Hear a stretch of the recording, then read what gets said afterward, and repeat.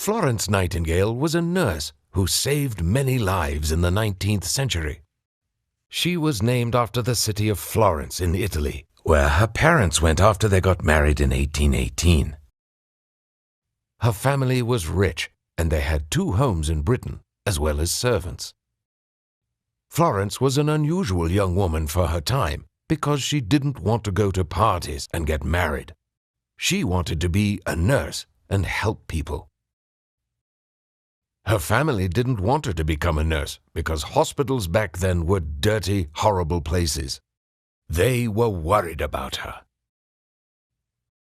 In 1851, Florence went to Germany and learned all about nursing. It was hard work, but she loved it. In 1854, lots of British soldiers went to fight in the Crimean War. Army hospitals were filled with injured men, but there were no nurses and many men died. Florence and a team of nurses went to help.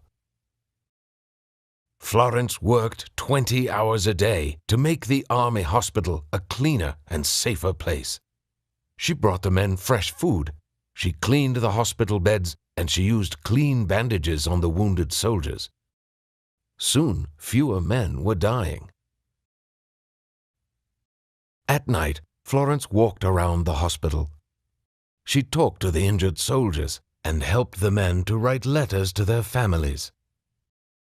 She carried a lamp, and the soldiers called her the Lady with the Lamp.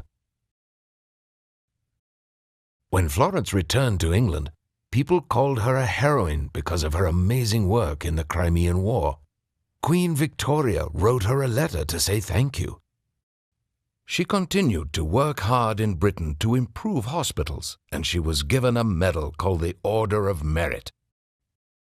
She was the first woman to receive this honor.